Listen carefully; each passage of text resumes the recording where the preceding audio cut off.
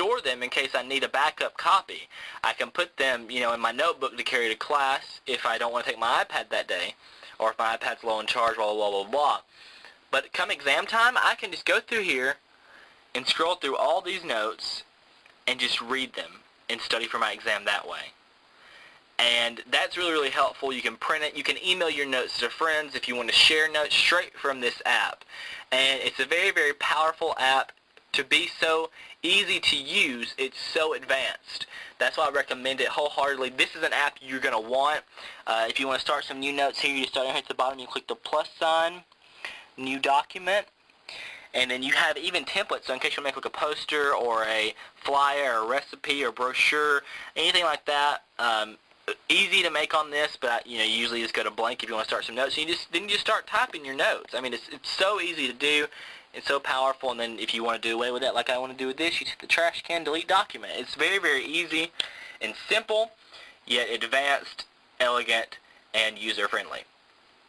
So that's one app that I definitely recommend. That's what I use to take all my notes on, what I use to print from, study for exams, etc., etc. If you're in like a current events type political science or economics class, I would definitely recommend the Bloomberg stocks. The New York Times app is always useful if you're doing current events. The Wall Street Journal, that's always helpful. Things like that are what you're going to be using. The AP there, things like that are what you're going to be using on a day-to-day basis in current events and history and things like that. I don't really have that many educational ones on here because, like I said, the textbook thing isn't really come to surface yet. So I'm still using my textbooks, but I'm using this thing to take notes, and I'm telling you, it's a whole lot better than lugging around my laptop. I love my MacBook Pro, and there's no way that I would ever give it up. But to take notes, this thing is absolutely great, and it's so easy to use, so easy to carry around. There's not, I've yet to say that, man, I wish I would have brought my laptop instead of my iPad to class. It's just that simple, that easy to use. Also, you'll notice with the new update, you have a unified mailbox also in your mail app. And then the calendar app is so useful as well. As a planner, as a college student, the things that you do on a day-to-day basis, how involved you are, this calendar app is very, very helpful. There's my class schedule right there for this past semester. My exams were on this calendar. My breaks, there's Christmas break there, telling me that I'm out for Christmas break starting this day. It's pretty phenomenal. It's pretty great to have the calendar app as well. You have the traditional iPod down here, which is always helpful. I'm a big sports fan for the Sports Center XL. This is just an app. It's a dream app for a sports fan. And now they've even made it free. It is a free app now, so I definitely encourage those of you who do not have this yet to certainly buy it because it's worth the free download. So if you're a sports fan, definitely go for that. And then really just to wrap this part up, I would say all these apps are pretty good, but the Safari app, you know what this is going to do, right? You know where this is going.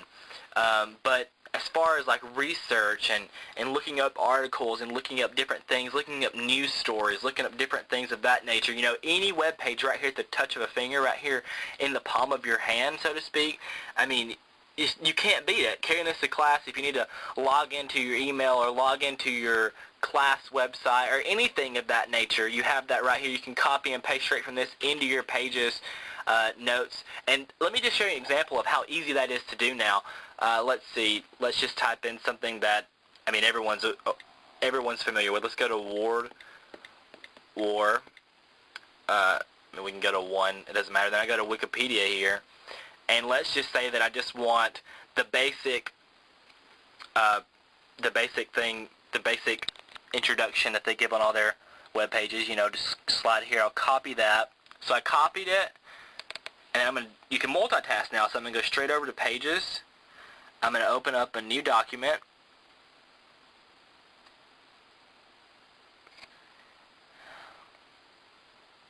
And let's say this is for my history class. I just want something to go back to. And there's paste. And there's my World War history notes right there. And I can continue typing. I can go back. I can copy and paste more, and then whenever I get finished, I can just go up here, man, and I'm telling you, you can just click print, you can email that, you can do whatever, you can keep it right here if that's the way you plan on studying, and just come back and read that later. I mean, it's just overall a great piece of technology. I'm going to use this, I mean, in college, my entire college career. I did see one comment where someone actually just a couple of days ago said, I'm almost 100% sure I'm going to be getting one from my college bookstore for spring semester. This is my suggestion about that, is that if you don't already have one and you know that you're going to be getting one, I recommend that you wait till the update comes out, just because every time Apple makes something new, it's always better than the first one.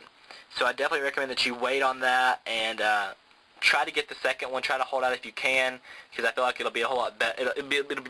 It'll be better than this one. I don't know how much better it'll be, but it'll definitely be better, or they wouldn't be making an update. But I think that the software update to 4.2 makes this the dream machine that we all knew it was going to be.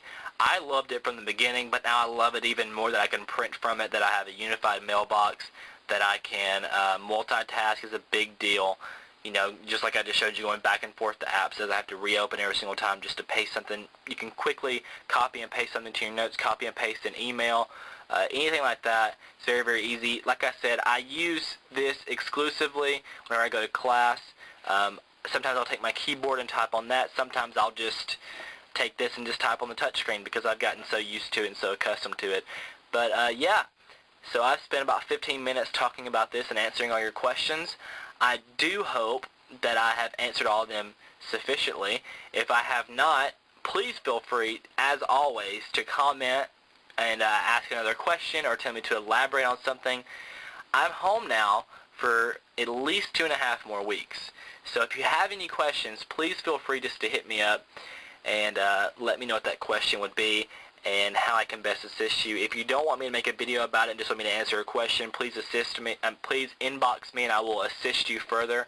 If the person who asked about transferring the music from the touch to the iPad, if you want me to do a video on that, I'll do that. As a matter of fact, I'll probably just do that anyways, just to show you.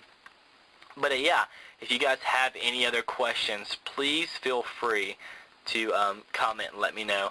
I hope you guys have enjoyed this video, and please comment and subscribe, tell your friends about me, become my friend, follow my page, and really look out for new videos on my channel.